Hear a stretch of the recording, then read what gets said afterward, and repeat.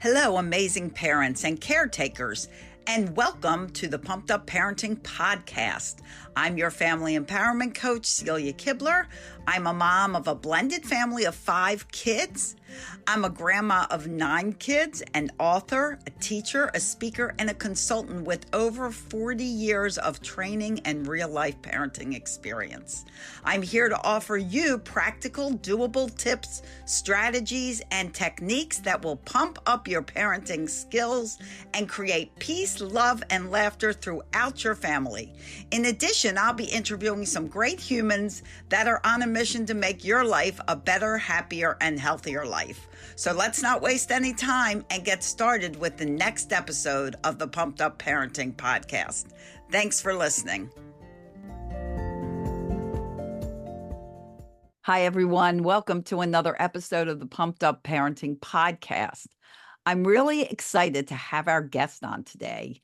Haleh Shoa is the founder of Picturli. What is Picturli? Well, you're going to love this because she takes all of those pictures, everything that you have. Like my family, we have boxes of Super 8 film and slides and boxes and albums and all these things. She takes all of this and she creates a digital collection that's organized and that you can actually use and see past photos and memories. Where right now, for me and my family, it's all in boxes. And when will we look through it? So this is just a wonderful thing, an amazing thing for families. Whether you have kids, you don't have kids, we all have pictures and too many of them. So Haleh is here to tell you all about how you can organize your own photos, films, slides, and put it into something that everyone can really treasure. So Haleh, thank you for coming and welcome to the Pumped Up Parenting Podcast. Hi, Celia. Thank you so much for having me. It's great to be here. Well, I'm happy to have you here. So first question is, tell us a little bit about how you grew up and what made you passionate, because I know you are passionate about reconstructing memories for people.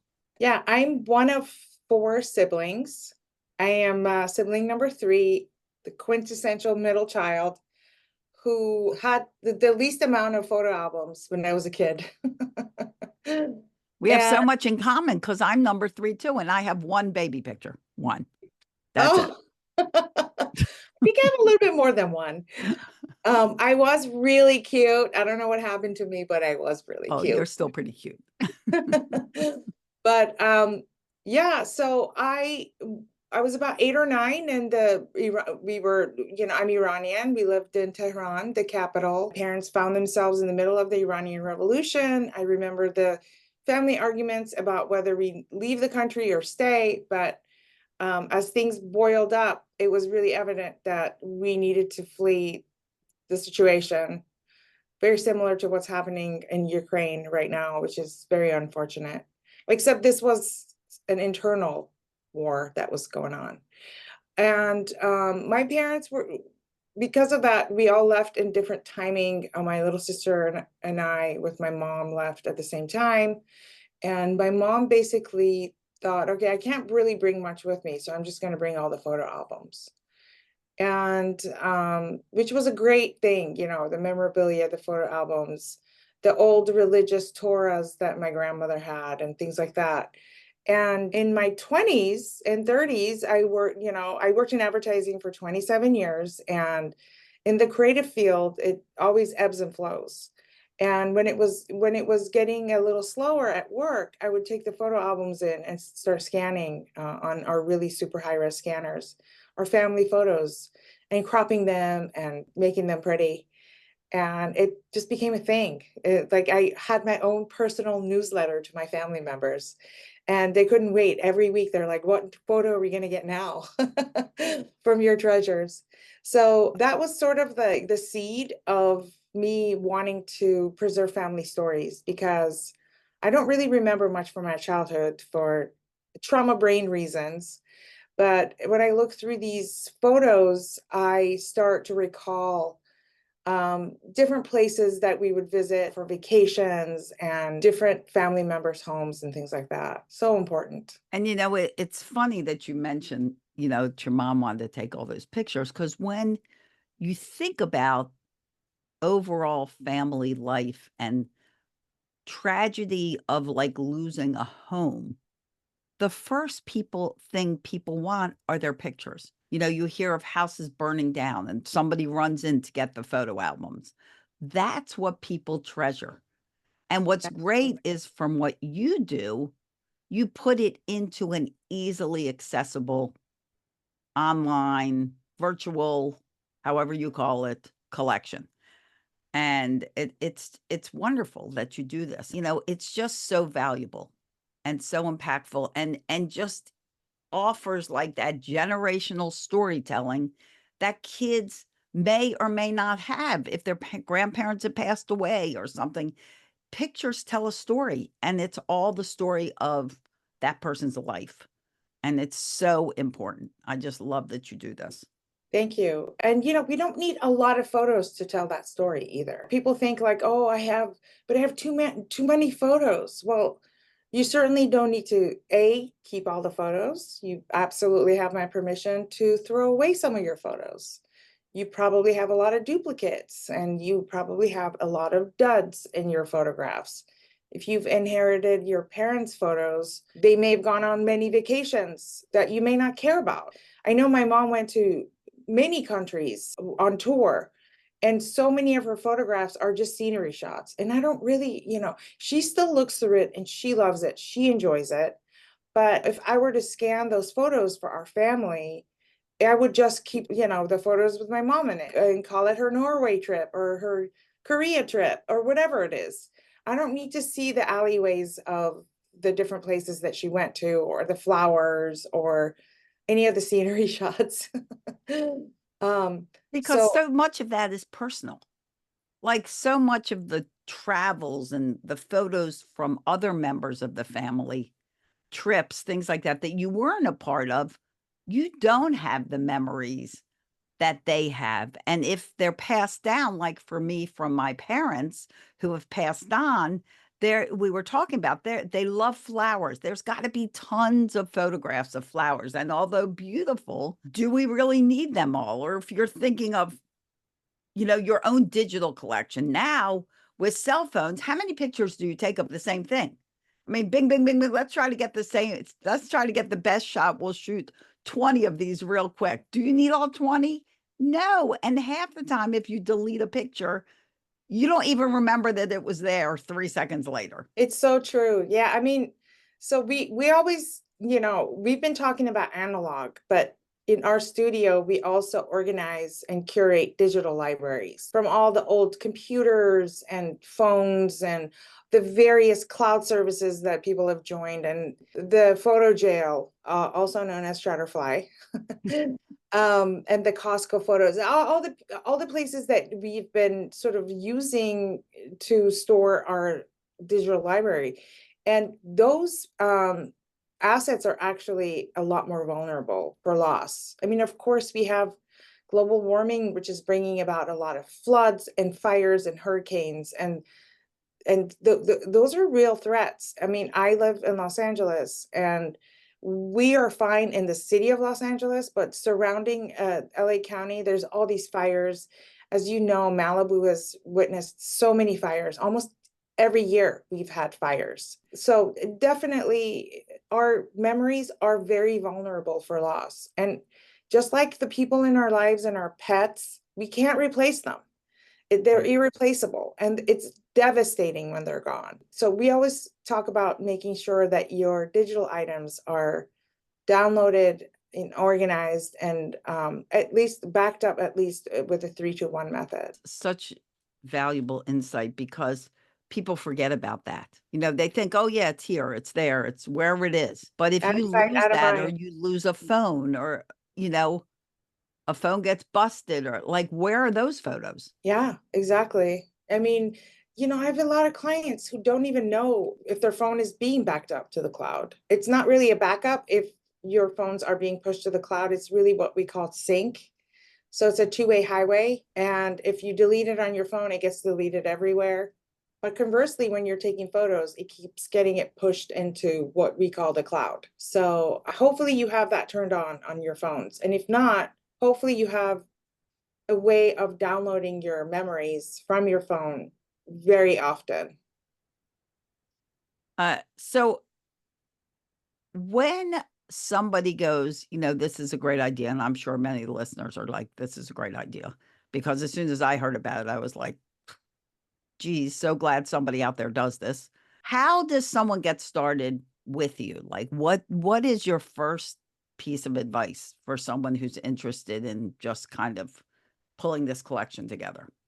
Yeah, well, we offer complimentary consults, which can be booked on our website, and they will be meeting with me. So that's the first step if they want to kind of learn on how to work with us. If they want to tackle this on their own, I have created a 7-step guide that will essentially, it's not something that you could use to do the project from A to Z, but it certainly gives you a lot of ideas as to what you will need, including the tools, which I can give you the website is picturelifecurated.com, and we'll put that in the show notes as well. They can sign up on our newsletter through that website and get the guide. But what the guide explains is that essentially the first thing you need to do is create a goal for yourself. We always say, you have to have a goal and a plan in order to achieve anything, right? So, but the second step is gathering everything in one place. So let's say you and I were talking about all your 8 millimeters, Right. and it's great to have a phased approach. I mean, if you're going to work with us, we'd rather get everything in one go. But if you want to do a phased approach, you can either work with us or another certified photo manager, and start with the like for likes. So get all the 8 millimeters together, all the films together, whether it's on VHS, Hi8, DVs, whatever it is. So do all of the things that are on tape and film. So it's not so overwhelming to do it that way. And if you want to start doing your photographs, like things that are in albums and scrapbooks and things like that, start with the albums first, because going to loose photos will be really overwhelming. Whereas the albums, whether you created them or your parents or whoever, someone has created these albums. Albums have a way, they have a theme to them. They have some type of a timeline to them. And those clues are really important, not only for us, but also for you. In our studio, we make sure we organize and curate everything chronologically, because when we scan them, we rename and redate the files, whether it's film or photographs, because I want to make sure that everyone's library is searchable and sortable. And without changing the name and date, you're just left with a sea of digital files that make absolutely no sense, right? So, and that is the issue that I have with a lot of these big box places, is that, you can't really send them your album. So you take everything out of the album and then they scan everything and you just get a sea of IMG 234, 235. And now you don't know what year that was, because then you threw away that album. You don't have the information with that photo. So it's just really important to just get an index card, put that information with your photos, and make sure that that information is scanned with that batch of photos. That's great advice, because that whole thing, IMG number or whatever it is, it's as overwhelming as before you started. It's more overwhelming, actually, because now you're like, okay, well, now it's digital. Well, if I put it all in my iCloud or Google Photos, now I'm going to have 7,500 scans that are, the today's date or Right, this that you month's would date. have to open to see. Yeah, and it's just like, then it's going to get lost with all your other digital stuff. It's a mess. So we make sure that we organize everything chronologically. That is so important to do. That's my thought with all the digital photos too that we all have, because some people are very organized. My sister, super organized. I'm sure if you looked at her family photos, they would be like pristinely organized. Mine is just tons and tons and tons of photos, like my emails, which are like I probably have a million unopened. I just keep downloading them. I don't go through them, and the thought of even just trying to go through them to do something else with them overwhelms me. So I'm not going to do it. And that's my thought is like for someone like me that has all these photos, do people just turn them all over to you? Like what do you Yeah. do with all these? Hi, this is Celia, your host and family and relationship empowerment coach, and mom and grandma, here to take a break from this podcast to give you a special opportunity.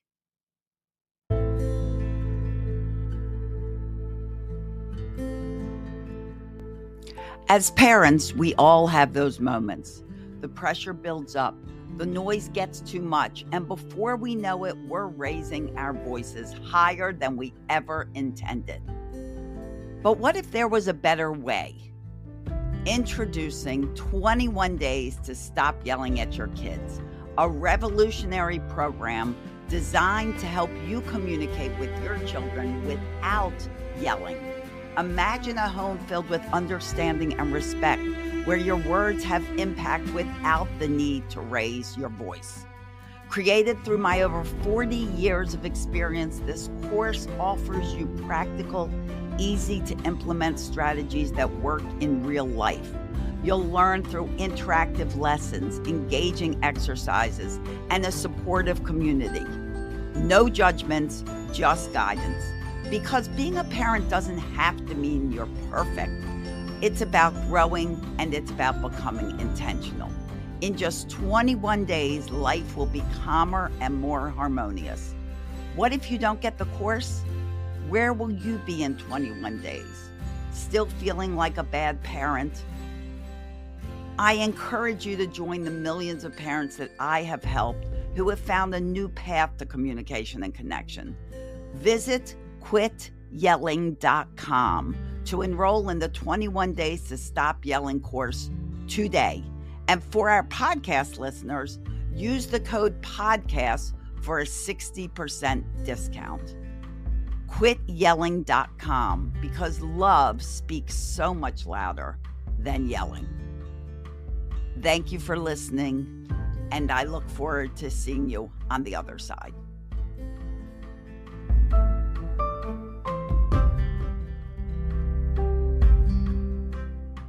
Yeah, with the digital stuff, we essentially get access to the cloud, to any cloud that your photos are on, and we download the high resolution.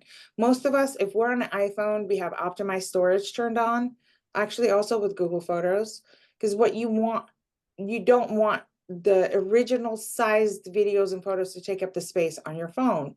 So the optimized storage being turned on actually means that you don't have access to the original size photos. And a lot of people text photos to each other or they use WhatsApp, and all of those. WhatsApp actually strips the metadata. So if I am texting you a photo, a lot of families use WhatsApp because even if one person is on an Android, everyone ends up on WhatsApp. But most people don't go into the setting to change the setting to make sure that what they're sending keeps the high resolution. So what happens is those photos become only 10% of the original size. So let's say you have a 3 MB file, it becomes 300 KB. And that is, in our world, is tiny because we use a lot of these photos. We have a creative arm to our studio where we make a lot of photo albums. And 300 KB is really, really small in terms of really being able to do anything with those photos. But, we make do because I do have families who, again, they are on Android or they're in different countries and WhatsApp is what's available to them. But we get access to everything that you use and you have used since the dawn of the digital age, which was 1996. Most people don't have a lot of digital from 1996. It's really 2004 is when we have seen the complete turnover from film to digital for most people. And then, of course, 2007 was the first iPhone. Right. And the And smartphones came into play. yeah, and those photos are horrendous. Luckily, most people were still using their cameras in 2007 and Right. have good photos. But some people thought, oh, I have technology, I have a phone in my hand now. And those photos and videos are even less than 300 KB. So you But talked about what your phone should be set on for the storage of these pictures. I'm What actually should doing it a be work. stepped on? I said Yeah, stepped I on, actually set do on. workshops about settings on phones. Oh, good. Yeah, it's really complicated to get into. Again, please sign up for our newsletters. And I do all the newsletters personally, so it's not like I have time to sit there and spam you. But definitely sign up because we do a lot of workshops. I have done the settings on your phone workshop, and it's very, very popular. I get really deep into it. I explain the difference between backing up and syncing and all the different settings that really allows you to take very good photographs. And I also teach a little bit as I'm going. I share my phone and I teach a little bit about taking good photographs as well. Oh, I Uh, need that. I need that course. I have to look it up instead. So I'm yes. going to sign up for that course. Uh, so like I see this too as a relief of digital clutter. Like I believe in this day and age, we are in a sea of digital clutter. Like I mentioned my emails, like I have tons and tons, so many unopened emails that the chance of me ever opening this many is slim and none. I'm never going to open these things. Sometimes I'll go through and I'll find a common email address and just delete all them. And I'll make a very small dent in the 9 gazillion emails that I haven't opened. But I feel like digital clutter now, which of course, I'm all about being calm and de-stressing your life. Clutter is stress. Very In much. whatever form it comes in, it is stress and chaos. And if you have a lot of it, it's going to influence the way you handle life day to day. Yeah, clutter is definitely a source of anxiety. It's not just stress, it actually creates a lot of anxiety. And it sort of makes us a little bit myopic, like we don't want to look at the clutter, so we sort of look away from all of that.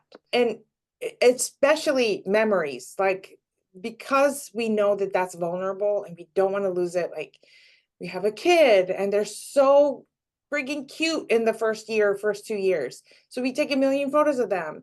And God forbid those photos get lost, So Right. we are so anxious about that. I have so many clients who are so anxious about that. So we make sure to just learn about how you can back your stuff up and make sure that you are choosing a platform that is here to stay. So many of these platforms change their structure. Like I had all of my digital photos. I was sort of the family photographer. I had everything in Kodak Gallery. I don't know if you remember that. That was back in the 90s, all the way up to 2003. And then Kodak decided, you know what, this isn't a moneymaker for us. And I got all those emails and I didn't believe that they were going to delete my photos because it's like, they're not going to delete my photos. These are, and Right. I got all the emails like, make sure you purchase this and all that. And I didn't. And I lost all, I mean, I have the Oh my physical photos, gosh. but I lost all the digital photos that were uploaded. It's really devastating, actually. It is devastating. So when you do all this, when you organize some of these photos and everything, what is returned to them? Like, what do they get back from you? So we as mentioned, everything, if it's analog, we organize everything chronologically. Everything we scan goes into an archival box. It's beautiful. It's sorted exactly like the digital stuff is. And then the digital stuff, depending on the family and how they want to share it across siblings, like let's say with you and you talk to your sisters about wanting to get your family stuff done. We come up with a different platform depending on your level of technology, your budget, and how much stuff you have. We put it on a platform where everyone can access it so you can easily download it, share it, and enjoy it. And we have different platforms that we recommend and use. Yeah. So it's ones that you use. And what are the risks of those platforms going away one day? Is that a high risk? No, I mean, Smug Mug, I mean, can they go away one day? Sure. I mean, I don't think so, because they've been around for at least 20 years. And one of them is Smug Mug. We love that platform, especially for people who have a lot of assets. I had a client who started with 2.2 million. Oh We my were able to gosh. curate her library down to 175,000. Wow. Yeah, and she just takes a lot of video. She's an influencer. She has 2 kids, a thriving business. So there's a lot there. Her life is very full. And she really likes her photos. Like, she wants to keep everything. And she does a lot of photo shoots. And so we ended up putting her in SmugMug because you can have unlimited amount of data on there for the same price every year. Other families, we put them on forever.com because it's so easy to manage. It's easy to be able to change the name and the date of the files on your own. Again, like, it just depends on who you are, how you want to share your stuff, and how you want to enjoy it. Well, it's just so great that there's so many options for people and that you can handle such quantities. I mean, to know that, like, somebody's thinking, oh, they're never going to be able to have this, is too much. Clearly, if you've gone through that person's millions and millions of photographs and be able to bring it down into a reasonable number, it seems like you could handle anything. So before we get going, what is the best advice that you have for people that are listening that are thinking, well, this sounds like something I should do? Where do I begin? And how do I look upon it so I'm not getting overwhelmed? Yeah, just have a goal, whether that goal is to go through your stuff, or let's say you just want photo books. A lot of people just say, I just want it organized into photo books. That's possible too. Make sure that you put all your like for likes together, whether it's digital, download them on an external, get it 4 terabyte external hard drive, download everything from all the various platforms that you're on, so you know where everything is, at least like you own your own assets. But make sure that you're downloading the full resolution. There's tips and tricks for all of this with every single one of these websites. It's really hard, actually. If you're tackling your analog stuff, again, make sure you put like for likes together so you don't get overwhelmed. And of course, just give us a shout, make your consult with us, and we can talk through how we can help you. And we have clients all over the world. I have clients all over Europe, in the Middle East, and all over the United States, whose photos we manage, and we make beautiful archival photo books for them. We can design gallery walls for them. So we're a great resource, and I am a professional certified photo manager, and you can also visit thephotomanagers.com and be able to find a local photo manager that does what I do. I mean, my studio's 360. There's not a lot of us that do the 360, meaning analog to digital, all the digital and the design. We handle everything all in one go. I know some of them may not rename and redate your files. I think that's really, really important. Make sure that you find someone who does that, because I don't want anyone to end up with a large digital clutter, because we're already cluttered. Right. Right. Don't go from one clutter to another clutter. Exactly. Which I was going to ask you why you, but that pretty much answered all the questions. That you're certified to do this, you've been trained to do this, and you do it in a way that complements that client's lifestyle. So it's not Absolutely. like you're just send me your photos and I'll change them. You're actually getting to know the person, what they need, what their goals are. And these are handling, I mean, other than the people and humans in your life, this is the next best thing. These are your memories. These are your kids when they were little. These are your parents when they were younger. These are invaluable. There's no number you can put on the treasures that, Haleh, that you're going to convert and create. Yeah. for I these I people. often ask my clients, God forbid, if your house was to burn down, how much would you give to get your photos back?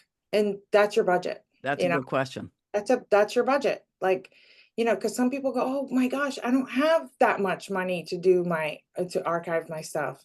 Well, what if something happens to them? That's a good gut way of figuring out what the budget is. Right. Exactly. That's wonderful. Okay, so one more time, please let people know how to reach you, how they can contact you, and mention your free 7-step guide to getting started, because I think that's super important. And maybe for some people, that's where you begin. Exactly. If you download the 7-step guide, it sort of takes you through our process anyway.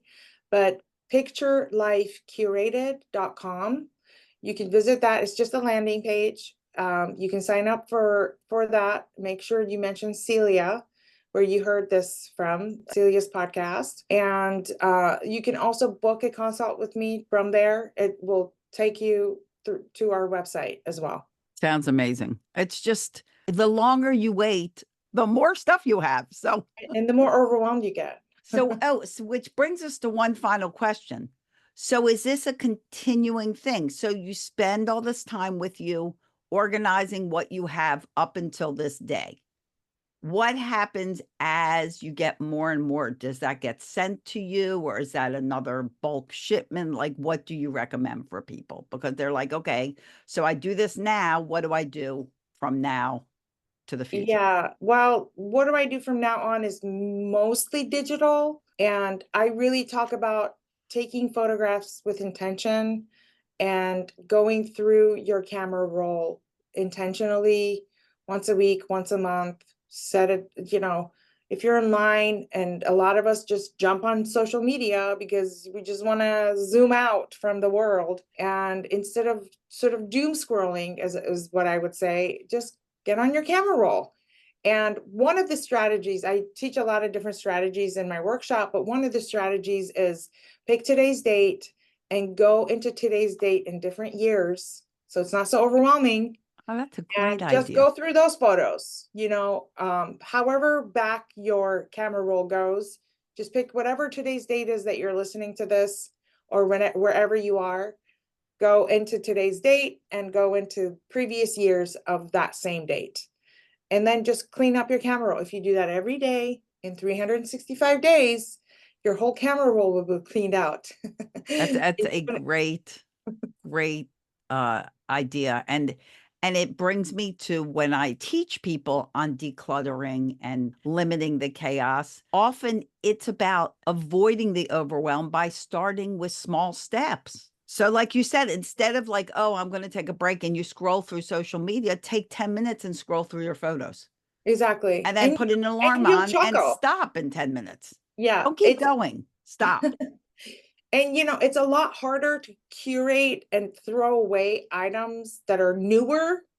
But if you go 3 years past, you're gonna go, oh, I remember that party, or that beach day, or wherever it was, or that holiday. Oh yeah, okay. So these are all food shots from Thanksgiving. I don't need some turkey and mac and cheese and all that. You don't need that stuff. I mean, for some reason, we take it every year because maybe we want to post it or share it with family members or whatever. But you don't need to keep it in your camera roll. And use the tools that are available to you. Use your favorite button. There's a little heart that you could use. If you're on an iPhone, actually, I will mention this. There's an app called Ollie, Ollie. OLLIE. Yes, it's called Okay. Ollie. And it's this cute little ghost looking thing. And that actually goes through it's, of course, with everything is AI driven. And it goes through all your photos and it'll say, hey, I think you should favorite these. I think you should keep these. And I think you should trash these. It will go through that for you. Yay. We love that. I'm getting Ollie. Yeah, everyone needs to get Ollie. It's great. And don't worry, it shows you everything that you're about to do. And if you delete something and your heart sinks, your cloud service keeps all of those in a trash can for up to 40 days. All the Oh, cloud good. services. That's good. You're Usually, second guessing yourself. yeah, if you really want to go through your trash can, it's in there. Because keep in mind, when you move from house to house and you still have those 3 or 4 boxes that you've never opened and it's been 4 years, you could probably just take that box right over to Goodwill and give it to them, because if you haven't needed it in 4 years, whatever's in there, you don't need it now. So keep that in mind for your pictures. Yes, that's right. If Or, it's or in the make it easy garbage, for you're you to not enjoy missing it. it. Make it easy for you to enjoy it, you know? Exactly. Yeah. This has been so much great information in such a short amount of time, and I know our listeners have appreciated. And guys, if you have appreciated this, share it with a friend you know. I know you all have friends that are like, holy cow, what am I going to do with all these pictures I have? Because we all have all those pictures. So it is so spot on, necessary in this day and age, as well as for those of you that are old like me and have all these old things that you don't even know what to do with these things. Slides and 8mm, that's like a little film reel for those of you that don't know. And that's where all my baby pictures are, my siblings and all our little play videos and stuff. It's on those little film cartridges. And guess what? Haleh does that too. She was just telling me those are her favorites because they come out so clear. So much exciting ways to see the memories that are recorded and often kept in places we're never looking at. So take advantage of it. With all of the links that Haleh mentioned are going to be in our show notes, so you'll be able to easily access it. If you like this, give us a comment. Let us know how much you enjoyed listening to this, and you have any questions, Haleh's there to help. Set up a Yeah, absolutely. consult with her. Go start with the 7 steps. Get started, because if you don't get started, imagine how many more photos there will be in another year from now. Yeah, exactly. It never stops. So get started. Well, thank you for being here. I so appreciate it. Thank you so And much. we'll Celia. be talking more about my photos. Yes, absolutely. Thank you so much. And to all of our listeners, both of us appreciate you being here. I know your day is busy, and we're grateful that you took some time out of your busy schedule to hang out with us. I hope this was helpful. Take one piece of advice out of the tons of advice that was given and take action on something. Don't just, you know, flush it away and go, oh, yeah, that was a good idea. And then don't do anything about it. And if you're not sure, listen to this again. There is help, and you can declutter and think about how great you're going to feel once this is taken care of. We always feel better when we kind of clean up our environment and our life. So take advice and decide, this I'm taking action on, I'm doing today. Thank you for listening. Share this out. And as always, I wish you guys days filled with peace, love, tons of laughter, because these pictures are going to make you laugh too. So it's good, because laughter is the best medicine. And we'll see you here next time on the Pumped Up Parenting Podcast. Bye-bye, everyone.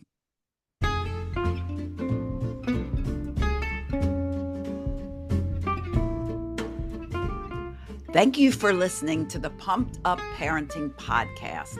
If this episode was helpful to you, please share it with a friend and leave us a review that will help others.